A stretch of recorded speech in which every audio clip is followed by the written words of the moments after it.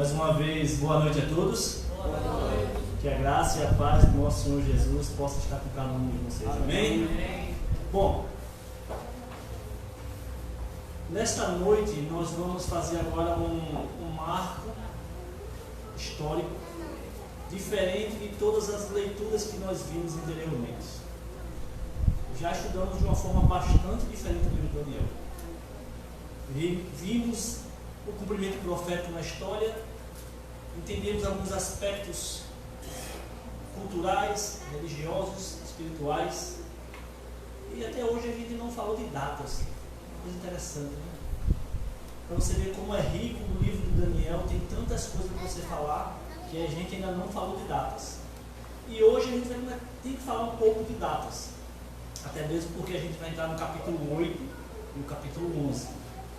E uma das coisas mais interessantes que nós precisamos entender na Bíblia são as passagens que Deus ele colocou lá para que você, sempre que olhasse aquela passagem, você soubesse o significado. Ontem eu até falando com os jovens ali na saída, eu liguei, então amanhã vai falar todo mundo em hebraico, né? E os jovens estão lá empolgados. E uma das passagens que a gente precisa sempre compreender o que isso está falando, a gente tem que buscar em toda a Bíblia o que a Bíblia fala sobre aquilo. Por exemplo, abra sua Bíblia, Colossenses capítulo 1.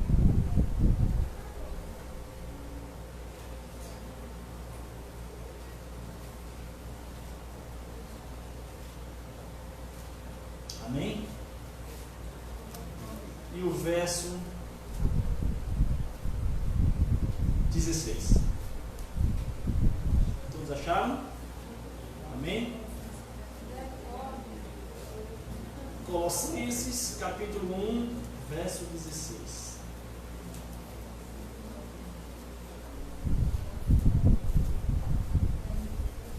Fica lá depois de Gálatas, depois de Efésios. Todos acharam? Amém? Colossenses 1, verso 16.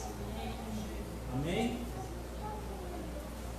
Quem não achou, levante a mão. Então todos já acharam? Amém. Então, assim como nós estamos, vamos curvar nossa fronte para pedir sabedoria e iluminação a Deus. Oremos, maravilhoso, grandioso e eterno Deus. Obrigado, meu Deus, porque nós, nesse momento, estamos diante da Tua presença, Senhor. Te suplicando o perdão dos nossos pecados, para que o Senhor possa, meu Deus, derramar a iluminação que vem do céu, para que ela possa encher os nossos corações. Amém. Meu Deus, cuida de cada um de nós nesse momento. Cuida de cada família que está aqui representada. Cuida da Tua comunidade, Senhor. Cuida também das pessoas que não têm o que comer, das pessoas que ainda não têm um teto, Senhor. Que o Senhor possa confortá-los, que o Senhor possa alimentá-los, mas também que o Senhor possa fazer com que cada um de nós possamos ser aquele missionário que o Senhor era e encontro a necessidade dessas pessoas. Amém. E nesse momento, meu Deus, nós precisamos que o Senhor derrame o Teu Santo Espírito em nossas vidas, para que nós possamos compreender a Tua palavra, Senhor. Nos abençoa, Senhor, nos guia, nos dá a Tua proteção. Nós pedimos em nome do Teu Filho amado Jesus. Amém. Colossenses capítulo 1, verso 16 diz assim: pois nele quem? Nele quem? Jesus. Foram criadas todas as coisas, nos céus, olha no plural, e sobre a terra, singular, e visíveis e invisíveis, sejam tronos, sejam soberanias, quer principados, quer potestades. Tudo foi criado por meio dele e para ele. Ele é antes de todas as coisas, nele tudo subsiste. Ele é o cabeça do corpo da igreja, ele é o princípio, o primogênito dentre os mortos, para em todas as coisas ter primazia. Você sabe do que Paulo está falando? Paulo está falando do Bereshit bara Elohim. O que é Bereshit? Quando a gente vai estudar Gênesis capítulo 1, verso 1, Bereshit bara Elohim. Mas o que é Bereshit? Por que Paulo citou aqui o Bereshit? A gente precisa entender que quando a gente acha algumas passagens na Bíblia, nós precisamos discorrer toda a Bíblia para entender o que está falando. Senão a gente não compreende a mensagem que o profeta quer passar. Por exemplo, quando Paulo está falando aqui, ele está falando da criação. Certo? E o que é que nós precisamos entender? A palavra Bereshit, ela tem uma preposição chamada be e o reshit. O be significa em, através de ou no, certo? E reshit significa cabeça, primeiro, primazia e primogênito. Então, quando Paulo está falando aqui, ele está falando do Bereshit. Por isso que é importante você discorrer na Bíblia. Lembra que eu falei ontem? Você não pode ter uma concordância, mas você tem um celular e você vai discorrer em todas as passagens que vai falar do Bereshit. No princípio, na criação, no primogênito, na primazia, no primeiro. Todas essas passagens você vai discorrer para você ter um vislumbre daquilo que o profeta quer falar. E Paulo era um dos homens mais versados no Novo Testamento para falar sobre isso. Ele conhecia toda a cultura.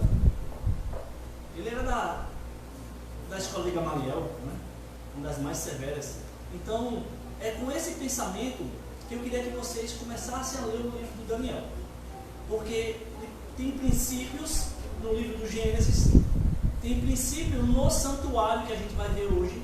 E se você não compreende os aspectos que aconteciam no Antigo Israel, dificilmente você vai compreender o Novo Testamento. Dificilmente você compreende o Novo Testamento. Porque o Novo Testamento não é um acréscimo. Não é um acréscimo. E sim uma releitura daquilo que já foi passado na primazia, no primeiro, no princípio, no primogênito. Porque todas as coisas foram feitas por Ele e para Ele. Por isso que nós temos que entender. E hoje a gente vai discorrer o capítulo 11. Para mim, o capítulo 11 de Daniel é um dos capítulos mais difíceis de você entender.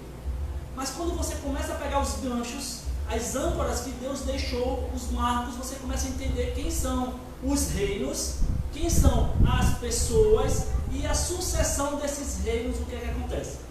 A gente viu no capítulo 2 que teve uma sucessão de reinos com a imagem, e dessa imagem teve um sonho, que agora foram 4 animais, que teve uma sucessão de reinos, só que uma na visão do mundo, egoísta, capitalista, e uma na visão do profeta, que é para o povo, quando Daniel discorreu na profecia do capítulo 7. E hoje nós entramos no capítulo 8 e no capítulo 11. Só que o capítulo 8 é uma das passagens mais controversas que tem para o cristianismo hoje em dia. Por quê? Pouquíssimas pessoas entendem o que é que Paulo estava falando do Bereshit. Então, se as pessoas não compreendem o que Paulo estava falando, é porque não estavam entendendo o que aconteceu no Antigo Israel. Por isso que nós temos que tomar por base o Antigo Testamento para entender as coisas que vai acontecendo. E lembrando que na profecia bíblica, Deus ele sempre explica, depois ele amplia, e depois ele explica e vai ampliando. Por exemplo, qual foi a profecia do nascimento de Jesus? Qual foi a mais específica? 70 semanas estão determinadas sobre o teu corpo, né? E aí ele nasceu em Belém, mas só que depois dos 400 anos, sem Deus falar com ninguém, quem é que ele levantou para explicar a profecia? João Batista. Esse que eu enviarei para preparar o caminho, né, limpar a terra, para que o povo pudesse receber. E quando ele veio, ele explicou e ampliou o sentido da sua vinda. Deus sempre trabalha dessa forma. E em Daniel não é diferente.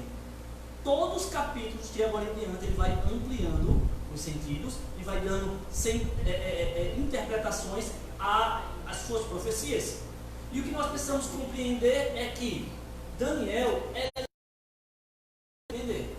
Mas se você não entende o ritual do santuário, você não vai compreender o que ele vai falar em alguns aspectos a partir desse momento. E ontem eu estava até revendo quando minha filha estava aqui falando do santuário, né? E uma das coisas que o desbravador aprende é o santuário, né? Quem aqui já fez o santuário do desbravador? A especialidade do santuário. Quem aqui já fez mapa e bússola? É importante fazer mapa e bússola, porque agora Daniel vai falar dos pontos cardeais. E se você não compreende os pontos cardeais, você não vai saber aonde é que ele está falando. Por isso que nós vamos entrar agora em um assunto muito gostoso. E eu sempre gosto de ler o profeta Daniel. Vamos para Daniel, capítulo 11, onde Daniel vai começar a discorrer a história do mundo através das profecias. E eu não vou ter tempo de falar de todos os reinos, de todos os sucessores do capítulo 11. Por isso que quando eu falei para vocês ontem que a gente vai aprender um pouquinho do hebraico, é porque eu não vou me atinar à sucessão de reinos do capítulo 11. Eu vou pegar alguns detalhes do capítulo 11, mas eu vou me atinar em 4 versos, em 4 palavras da Bíblia, Daniel capítulo 8, livro de Daniel capítulo 9, o final do versículo 8 e o começo do versículo 9. Por quê? É muito importante para nós que somos adventistas entender que o chifre pequeno não é e não pode ser uma pessoa. Não pode ser. Não pode ser a interpretação que alguns estão querendo forçar as pessoas a entender como é Antíoco IV Epifânio. Inclusive até os batistas já estão querendo aceitar alguns crivos católicos em relação a isso, né? Porque quem acompanha as profecias diariamente e vai vendo o desenrolar da história, vai vendo que começam a se juntar em um globo, em um bloco de religião, onde esse bloco ele vai culminar no decreto dominical. É por isso que nós precisamos entender o momento que nós estamos vivendo. E como diz Ellen White, nós não vamos nos aperceber dos movimentos que estão acontecendo, porque os movimentos vão acontecer muito rapidamente. E muitas das vezes, quando nós vamos estudar, nós falamos o quê? Que o decreto dominical ele vai vir por força o quê? Política. Mas ela diz que quem vai fazer a pressão para que tenha o decreto vai ser o povo.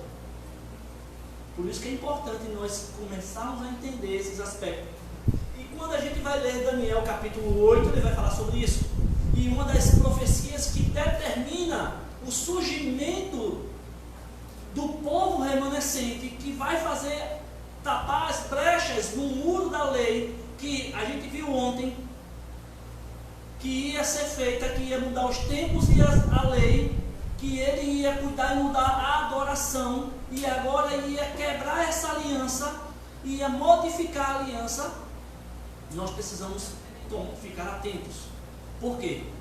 Se a profecia de Daniel não se cumpre, ela é um delírio, como eles falam que nós temos, então nós estamos no caminho errado. Agora, como solucionar isso? E uma das perguntas que nós devemos fazer como adventista é: você sabe interpretar as 2300 tardes e manhãs como a Bíblia quer? E por que a interpretação das 2300 tardes de manhã é um santuário celestial e não a profanação feita por Judá Macabeu, por Antíoco IV Epifânio? Onde Judá Macabeu ele fez a rememoração no Hanukkah. É muito importante você saber disso, porque são as bases do movimento adventista. O movimento adventista das 2300 tardes de manhã. E uma outra coisa que acontece muito e a gente vê acontecer é que quando vai se falar do movimento adventista, quem é que pregou a volta de Jesus em 1844? Quem foi? 1844? Em 1844. Mas eu esqueci o nome do homem, eu sei que não foi Guilherme Miller. Não foi Guilherme Miller. Guilherme foi 43. Não foi Guilherme Miller. E nem Guilherme Miller, ele pregou em 1843. Não marcou a volta de Jesus. Guilherme Miller disse que ia acontecer um evento no final das 2.300 tardes e manhãs, que poderia, mas quem marcou a data e teve o poder de persuadir Guilherme Miller foi Samuel Snow. Samuel Snow, ele contou as profecias dos 7 tempos judaicos e disse: não, é a volta de Jesus. Quem aqui assistiu aquele filme Como Tudo Começou? Já assistiu? Naquele detalhe você vai ver que Guilherme Miller, quando chega no campal, na conferência, ele escuta Samuel Snow falar da volta de Jesus e ele diz assim: não, nós não podemos marcar porque nós não sabemos o que vai acontecer. Olha só. E muitas das vezes nós que somos adventistas falamos que foi Guilherme Miller, quando não foi. Por isso que nós temos que estudar a nossa história. Agora, depois que o movimento tomou uma proporção no nível mundial, Guilherme Miller também concordou com isso. Por quê? Naquele momento que o santuário era a terra. E se a purificação do santuário seria na terra, então seria a volta de Jesus. A mesma coisa acontece quando, por exemplo, a gente chama um pastor bem famoso. Vamos dar um exemplo aqui. Vamos dizer que viesse Arilton Oliveira aqui falar sobre uma coisa que a gente nunca entendeu.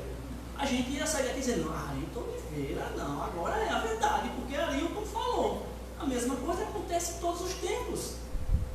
Agora nós temos que ter a consciência daquilo que nós estamos seguindo e buscar na verdade aquilo que nós precisamos. Por isso que ser adventista é compreender bem esses assuntos, ok? Então vamos lá, Daniel capítulo 11, e a gente vai falar um pouco agora do verso 5 em diante. Daniel capítulo 11, verso 5 diz: o rei do sul será forte. De que ele está falando aqui? A gente precisa pegar um pouco do contexto. Eu vou falar só alguns pontos para que você se baseie. O Egito, como também um dos seus príncipes, este será mais forte do que ele, e reinará e será grande e o seu domínio. Olha agora no versículo 6: mas ao cabo de anos eles se aliarão um com o outro. A filha do rei do sul casará com o rei do norte. Essa era Berenice, que entrou em casamento com o reino do sul. Olha só. Tentaram se formar uma nova potência. Só que ela morreu. Mataram ela junto com todas as suas servas. E a Bíblia ela deixa claro isso no verso 6. Vamos estudar aqui. E se casará com o rei do norte para estabelecer uma concórdia. Ela, porém, não conservará a força do seu braço. E ele não permanecerá nem no seu braço, porque ela será entregue, bem assim os que trouxeram, e seu pai é o que a tomou por sua naqueles tempos. Então a gente precisa entender que a Bíblia vai começando a falar de alguns aspectos, de alguns reinos, o que iria acontecer, e eles iriam se casar, tentar se unir, mas não ia dar certo, né? Ia começar a buscar as alianças que Deus disse lá em Daniel capítulo 2 que não iam ser mais alianças eternamente. E aí nós vamos entrar em outro contexto que, quando nós precisamos entender Daniel capítulo 8, nós precisamos saber quem é o chifre pequeno. E quem é aquele chifre pequeno? Vamos começar a estudar agora um pouco sobre o chifre pequeno. Daniel capítulo 11, verso 30. Daniel 11, verso 30.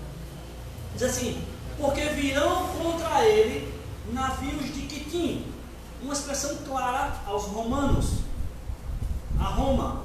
Porque Roma seria o próximo império que iria suceder os 3 reinos. Eu tenho uma imagem número 1, por favor, coloca aí.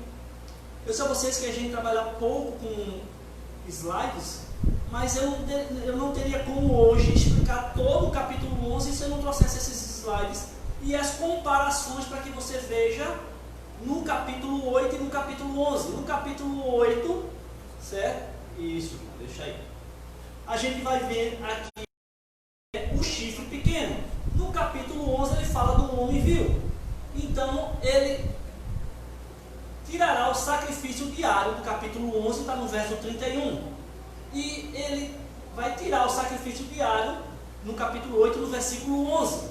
Então você começa a fazer essas comparações e vê que a Bíblia ela começa a se encaixar. Outra comparação, ele vai profanar o santuário.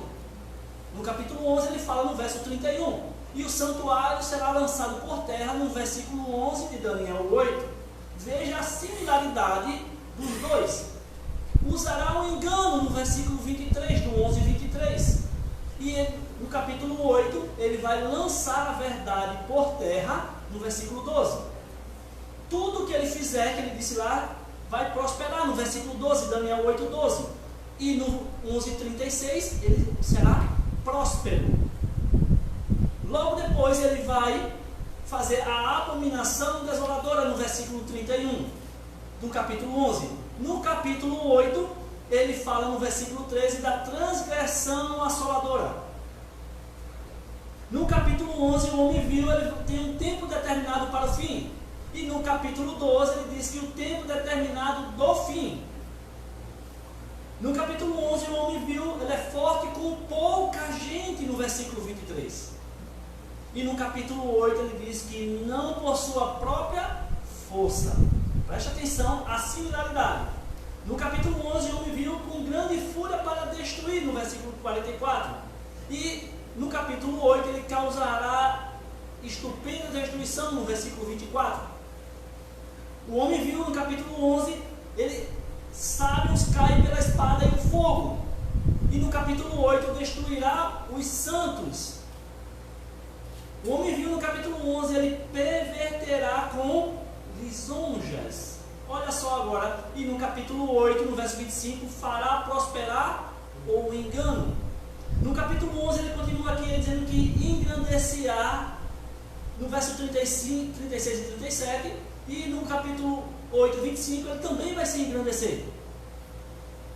E contra quem ele vai se engrandecer? Que é o ponto importante. Contra o Deus dos deuses, no versículo 36 do 11, e no capítulo 8, contra quem? Contra o príncipe dos príncipes.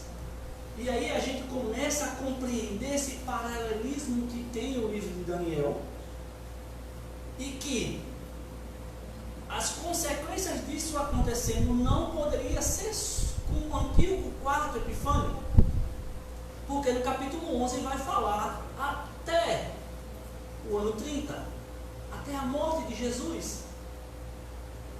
E Antíoco Epifânio foi até 165 a.C. Por isso que algumas doutrinas, elas quando vão ser estudadas à luz das Escrituras, ela não tem sustentação.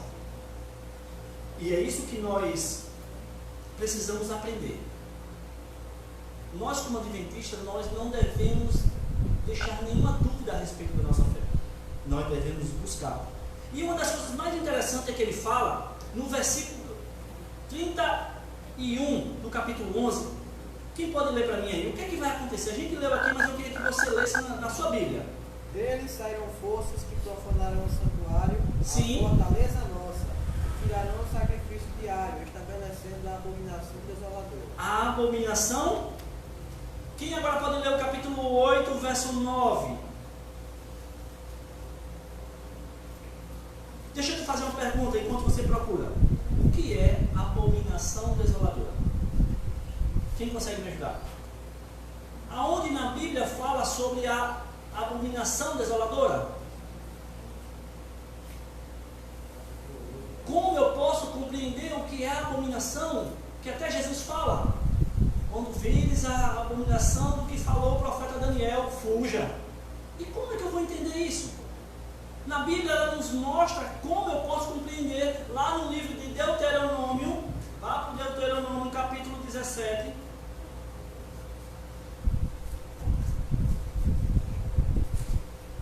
Olha que interessante.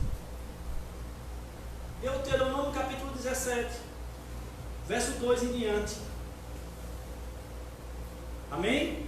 Amém? Quando no meio de ti, em alguma das tuas cidades, que te dá o Senhor teu Deus, se achar algum homem ou mulher que proceda mal aos olhos do Senhor, teu Deus, transgredindo a sua aliança, que vá e sirva a outros deuses e os adore, ao sol, ou à lua, ou a todo o exército do sol, que eu não ordenei, e te seja denunciado, e o ouvires, então indagarás. Eis que, sendo verdade, certo que se fez tal abominação em Israel, então levará o homem ou a mulher que fez este malefício a tuas portas e apedrejará, até que morra. Então, a abominação desoladora é um conjunto de fatores que inclui a adoração aos astros, a adoração aos deuses e a transgressão da lei de Deus. E quando nós vamos olhar na história, quem é que fez todas essas coisas? O chifre pequeno. E como eu falei ontem, não é que pelo chifre pequeno ser Roma, não é que todos os católicos romanos hoje são iguais a eles. É isso que nós devemos entender. Que quando ele fala disso é de um poder que está exercendo força, que esse poder é uma abominação a Deus. Eu vou fazer só um parêntese aqui. Uma vez eu estava fazendo um estudo sobre Apocalipse, sobre os 4 animais de Daniel, e eu me deparei com uma cena de os bispos entrando no santuário e ele se colocando como se colocava os objetos no santuário.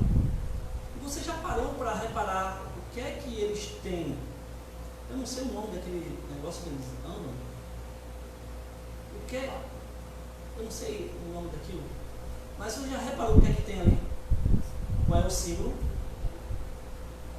O símbolo do Deus Sol, do mitraísmo.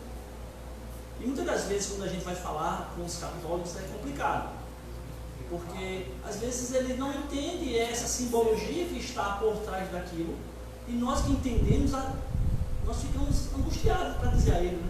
Mas a gente tem que ter cuidado. Outra coisa é quando ele tem aquela mitra de Dagon, do rei peixe, do deus peixe, e como diz a encíclica Dei Verbo, né, que ele é Deus aqui na terra. E quando eu vi aquela foto, eu fiquei assustado com aquilo. Oi? Sim. E Dagon. Procure na história, veja Ellen White falar sobre o Dagon para ver quem é. O Deus peixe. E muitas das vezes, Dagon da antiga Assíria, do antigo Sírio, também era o sol. Por isso que a gente tem que entender o contexto que nós estamos vivendo, o contexto espiritual, para que isso traga aos nossos dias. E aí vai se discorrendo a história. E com isso agora você já entende o que é a abominação desoladora. Então você sabe que essa abominação desoladora, ela vai causar um dano à lei de Deus e vai perseguir os santos de Deus. Não é assim? E quem é que é essa abominação desoladora? Roma pagã. Roma teve suas 2 fases, Roma pagã e Roma papal. Não é? E com isso, nós conseguimos agora identificar o que vai acontecer em Daniel capítulo 8. Por isso agora a gente volta a Daniel capítulo 8. E agora quando a gente começar a ler os versículos de Daniel capítulo 8, você vai conseguir entender mais claramente os versos de Daniel. Ok? Daniel capítulo 8. Ele começa a falar que ele está no 3º reinado de Belsazar. E ele teve uma visão depois da que tiveram em princípio. E uma das coisas que não se sustenta na visão pentecostal é que eles dizem que é a mesma visão do capítulo 7. Mas se você voltar uma página e pegar Daniel capítulo 7, verso 1, ele diz que no 1º ano de Belsazar. E quando você vai para o capítulo 8, ele diz que é no 3º ano do reinado de Belsazar. Então não pode ser a mesma visão. Por isso que é importante, uma palavrinha que existe em Daniel capítulo 8 é a razão e a maré. para você entender os dois aspectos que ele vai estar falando, ok? Então vamos continuar aqui e Daniel capítulo 8, a gente vai falar especificamente do Daniel 8, verso 14, que ele diz: até 2.300 tardes e manhãs e o santuário será purificado. Você sabe que essa palavra purificado no hebraico não é traduzida corretamente no português. Porque a palavra que é para ser traduzida é justificado. Lembra que eu falei para você? Eu digo, muitas das vezes a gente não compreende, e quando a gente vai ver o que Deus está falando, é dizendo que o santuário ele vai ser justificado. Aí eu te pergunto, quem é que nos justifica diante de Deus? Quem é? E como é que ele nos justifica diante de Deus?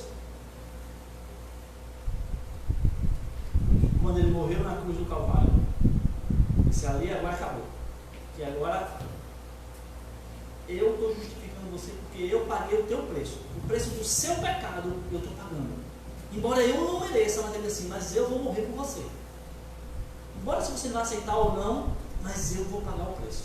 E então, quando esse santuário tem que ser justificado, ele só pode ser justificado por Deus. Ele não podia ser justificado por uma pessoa, porque pessoa nenhuma consegue justificar os meus pecados, a não ser Jesus.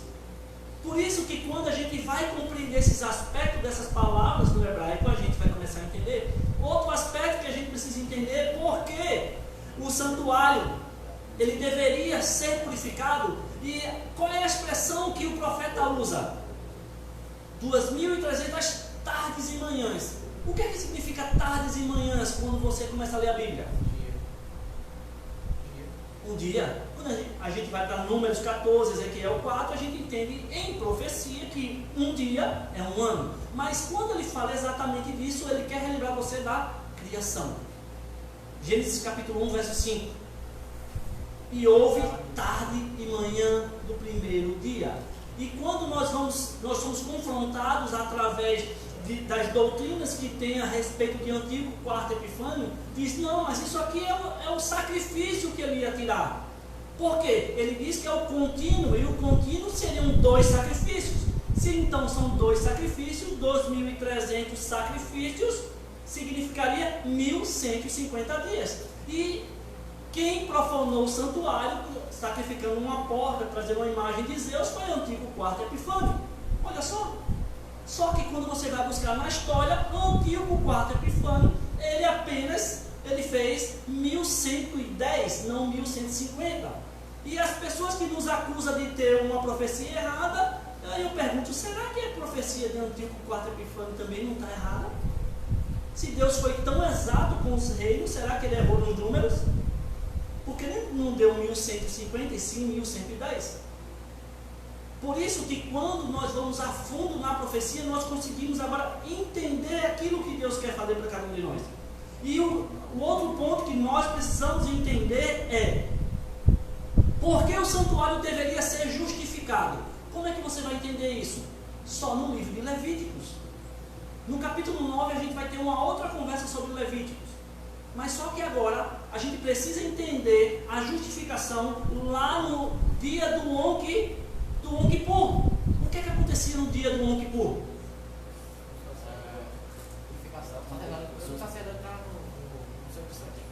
O que é que acontecia? O sumo sacerdote, a primeira coisa que ele fazia pela manhã quando ele acordava era matar dois bodes. Um para ele e um pelo povo. Ele ia ao santuário. No santuário, toda a congregação de Israel, como é que ficava o santuário? No centro de Israel. Não era assim? E um detalhe a mais para que você entenda, o santuário, vou dar só um exemplo aqui. A porta do santuário ficava para que local? O nascente do sol. Para quando você entrava, você dá as costas ao sol. Para que você visse a glória do tempo. Outra coisa que a gente precisa entender, que quais eram as cores que tinha no santuário? Vermelho e azul. O que é que significa o vermelho? Sacrifício. E o azul? O povo. Você lembra que o sacerdote ele tinha que andar com uma fitazinha azul na orla sacerdotal? Rapaz, Deus estava pensando em tudo. Outro aspecto que nós entendemos no dia do Yom Kippur, quando o sumo sacerdote chegava no santuário, existiam 2 bodes. Se lançava sorte sobre ele, presta atenção que isso é importantíssimo. Lançava sorte sobre eles. Um era para o Senhor, era sacrificado, o seu sangue era aspergido. E o que era para Azazel? As pessoas confessavam o pecado na cabeça dele, e esse bode era levado ao deserto para morrer com os pecados. E quando o sacerdote entrava, que a glória de Deus baixava no meio dos 2 querubins, o Shekinah, o templo se enchia de fumaça, o sacerdote tinha que sair, a glória de Deus saía e andava em todo o arraial abençoando. Por isso que quando você vai ler o Apocalipse, você vai começar a entender o porquê o santuário celestial vai se encher de fumaça. Apocalipse capítulo 8, verso 1. Jesus vai dizer: Pai, está feito, estamos voltando, o santuário se enche de fumaça, ninguém fica no céu, e ele está voltando para vir nos resgatar. Amém? Então veja que a simbologia que Daniel está falando para o tempo do fim é a mesma que acontecia no antigo Israel. Porque Deus disse, Êxodo 25, verso 8, me fará um santuário para que eu habite no meio de vós. E eu fico pensando assim, eu digo, não entendo. Entendo não. Porque lá no livro de Jó, capítulo 2, verso 1 e 1, verso 6, diz que Deus tem filhos em outros planetas que se reuniram lá em outro local. E Ellen White também fala que visitou vários mundos e outras coisas. E por que Deus quer morar aqui? Um bando de pecador, pessoas que não estão nem aí para Deus. A gente anda pelas cidades aí, é tudo poluído, esgoto a céu aberto, mas Deus disse: não, eu quero estar lá, eu quero estar com eles. E aí você vai começar a entender que as profecias que Deus está trazendo é para a tua salvação, e que você é um povo diferente daqueles que estão espalhados por aí, porque a você Ele concedeu uma luz diferente. E essa luz é para você apontar para Cristo. Porque quando você não faz isso, você toma a glória para si. Porque você pegou e agora se bota no bolso, enterrou os talentos e você acabou com o sonho que Deus tinha para você. Por isso que nós temos que entender o ritual do santuário, e por isso na nossa visão não tem como ser uma pessoa que iria justificar tudo isso. Por isso que as pessoas aí fora ficam perdidas quando vamos falar dos assuntos de 2.300 tardes e manhãs, juízo investigativo, estado dos mortos, santuário celestial. Eu nunca vi ninguém falar do santuário celestial, não sei, igreja adventista. Ninguém fala. Por quê? Porque não quer conhecimento. E outra, Deus não deu. É duro falar. Mas Deus disse: não. Para o povo que guarda os meus mandamentos. Amém? E aí vamos entender agora outro aspecto, para que a gente possa entender. Daniel capítulo 8, lembra que eu falei que a gente ia tratar só apenas de 4 palavrinhas? Daniel capítulo 8, verso 8, e Daniel capítulo 8, verso 9.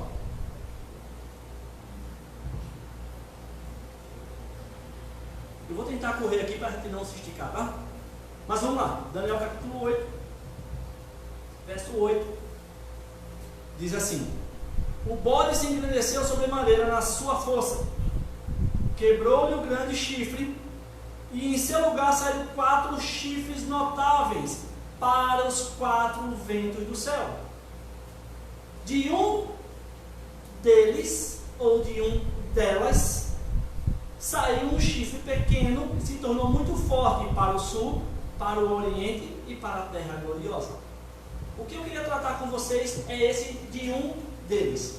Na sua Bíblia está escrito de 1, 2 chifres. A sua Bíblia está assim. Essa não é a melhor tradução. Não é. Por quê? Agora, Mateus, vai falar em hebraico.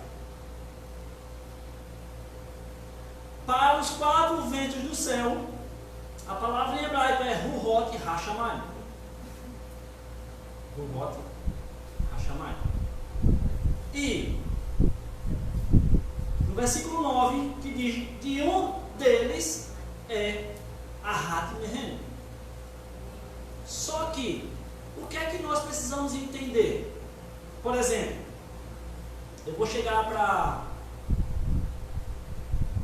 para vocês e vou dizer assim: olha, eu vou sair mais ou menos às 8 horas e eu gostaria que vocês trouxessem um pizza para mim. Está correto? No hebraico, aí você precisa entender, o Ruhot é feminino, o Hashamai masculino, o Ahat feminino e o Mehem masculino. E eles fazem uma simetria entre a ponta, ela iria sair dos 4 ventos do céu.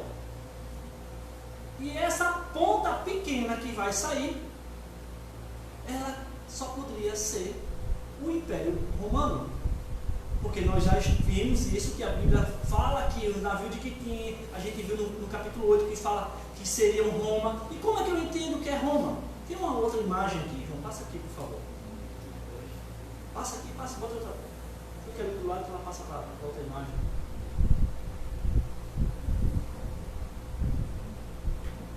Fica na 2, ela abre a imagem. Essa não, próxima. Você ia falar muito? Ok. Preste atenção na descrição bíblica para que você vai entender que não poderia ser uma pessoa. De um deles saiu um chifre pequeno e se tornou muito forte para o sul, para o oriente e para a terra gloriosa. Desbravadores, o que é oriente? Terra do sol nascente. Sul. Onde fica Roma? Ela ia expandir para onde? Oriente. Para a terra gloriosa, Jerusalém, e para o sul, Egito. Então a profecia ela nos dá claramente quem será o chifre pequeno. Só basta a gente entender um pouco. Outra coisa, quer ver? Volte aquela outra foto, só a 2. Para você entender de que a outra foto. Isso, essa aqui. Que ele estava falando da Medo-Pérsia, porque ela iria para o ocidente, para o norte e para o sul. Quando ela atacou, ela veio atacar e veio fazendo a Medo e a Pérsia, elas foram ganhando para o norte, para o ocidente e para o sul. E vocês veem que eles derrotaram Babilônia, derrotaram com isso Jerusalém e foram. Então a profecia é muito específica. E quando você vai estudar o capítulo 8 de Daniel, você precisa ter isso em mente. Por isso que nós precisamos saber desses detalhes. E quando nós sabemos do detalhe, no capítulo 8, verso 9, nos diz, a Bíblia nos diz que esse chifre ele iria atacar daquele ponto, que só poderia ser Roma, o Império Romano. Por isso que quando nós precisamos entender isso, o que a profecia nos fala é qual é o propósito de Deus, que Deus queria fazer ali. E Deus tem um propósito muito lindo. Muitas das vezes nós não cumprimos o papel que Deus quer que a gente cumpra. E isso aconteceu. Passa o próximo, a última foto agora, por favor. Você vai entender agora o propósito de Deus e por quê. Muitas pessoas indagam a gente que a profecia das 2.300 tardes e manhãs não poderia ser em 457. Olha só agora. Isso aqui é um gráfico da linha do tempo.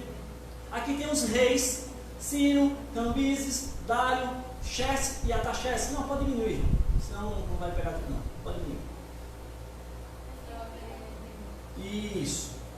Olha só agora porque o decreto tem que ser em 457. Em 539, Babilônia derrota Jerusalém. E aí Ciro, quando derrota a Babilônia, em 538, ele dá o primeiro decreto. Isso a gente estudou bastante agora no livro de Neemias e Esdras. Ele dá o decreto e o povo volta. O povo era para voltar, todo mundo voltar para Jerusalém. Agora só que Deus tem um propósito na vida de cada um, e Deus diz assim: olha, eu disse para você voltar, mas já que você não voltou, eu vou continuar contigo. E quem foi que ficou, né, lá em Babilônia, que deveria ter ido embora? Esther e Mardoqueu ficaram em Babilônia. Teve o decreto e eles não voltaram. E aí passou-se o tempo e houve o segundo decreto, em 520. O povo não voltou para Jerusalém. Aí me pergunta, por que então no decreto de Artaxerxes? Quem foi a mãe de Artaxerxes primeiro? Quem foi que... Quem foi... Olha só a história. Veja como você vai começar a entender a história. Esther se casou com Xerxes, pai de Artaxerxes. E Esther, ela servia a Deus. E o decreto de 457 foi dado pelo filho de Jerusalém. Porque quando Artaxerxes deu o decreto, ele deu um decreto que dava liberdade religiosa. Então o povo de Jerusalém agora podia reconstruir a sua cidade, tanto civil e religiosamente.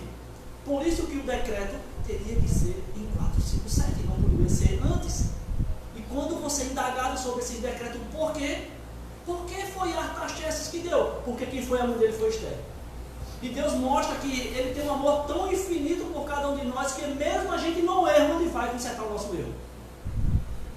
E por isso que eu queria que vocês entendessem. Porque apesar das nossas falhas, Deus, Ele vem em busca de cada um de nós. Amém. E Deus apenas precisa que você tome a sua decisão e diga assim: Senhor, eu vou largar tudo isso e eu vou fazer a tua vontade. E a melhor coisa que os jovens têm a fazer é dizer assim: Senhor, eu vou fazer a tua vontade, independente. Porque eu não sei da minha vida, mas hoje eu quero tomar essa decisão. E Deus é tão bom, porque a gente fez tudo errado. E através da história Deus vai consertando. E Deus vai moldando o seu povo. Por isso que quando a pessoa chega para mim e fala das 2.300 tardes de manhã, eu não consigo falar apenas que é o povo remanescente. Eu tenho colegas que até evitam perguntar porque eu conto uma história. Porque essa é a minha história. Essa é a história que Deus quer para cada um de nós, que nós sejamos umas luzes nesse mundo escuro. E você precisa entender que você precisa tomar decisões, e as decisões são difíceis, mas ao lado de Deus ela é melhor. Amém. E quando você começa a compreender isso, você começa a compreender o que está aqui. Por isso que quando alguém pergunta para você: ah, você é daquela igreja que marcou a data da volta de Cristo? Eu digo: sou. Você é daquele que não faz nada no sábado? Eu digo: sou. Você é daquele que não come carne? Eu digo: sou. E o que mais? Eu digo: ah, mas aí também eu sou aquele que guarda os mandamentos de Deus. Amém. E as pessoas começam a olhar para você de uma forma diferente. Porque ser escolhido não é ser o melhor. E uma das coisas que a gente precisa entender no livro de Daniel é que você está numa igreja que Deus disse, ela vai surgir nesse final dos tempos para guiar o povo além de Deus e para que eu possa ter apenas um rebanho. Amém. E muitas das vezes nós não cremos nessa mensagem. Muitas das vezes. Muitas das vezes, líderes não pregam essa mensagem. Muitas das vezes, a gente deixa a desejar. Mas assim como foi com Esther e Mardoqueu, apesar dos nossos erros de caráter, Ele nos ama. E Ele quer que nós tomemos decisões que vai mudar a nossa vida. Por isso, eu queria que você tivesse a certeza que você está na igreja que Deus quer. Amém. Porque essa igreja não foi um sonho de homens, não foram pessoas que erraram as suas contas e tentaram consertar o buraco, como muitas pessoas dizem. Nós estamos numa igreja onde ela tem uma data profética e uma igreja onde Deus diz que vai sustentar até o fim. Agora, uma das coisas que você precisa entender: se você não se mantém firme até o fim, você não vai aguentar. Por isso, Deus pede a cada um de nós que nós possamos nos entregar a Ele e dizer assim: Senhor, meu coração é teu. Nossa irmã vai cantar uma música agora. E essa música, ela me faz lembrar de várias coisas. Ela me faz dar uma volta ao passado, na primeira vez que eu subi ao púlpito de uma igreja para pregar. E o meu clamor era dizer assim: Senhor, eu me entrego a Ti, Senhor, porque eu não sei pregar, eu não sei falar, mas eu vou me entregar a Ti para que o Senhor possa fazer a Tua vontade em nossas vidas. Amém. Amém? Mas não vai cantar agora. Assim como foi todos os dias. Hoje, quando você escutar esse louvor, esse apelo que Deus faz a você, tome uma decisão consciente, diga assim: Senhor, eu amanhã não serei o mesmo que hoje. Amém?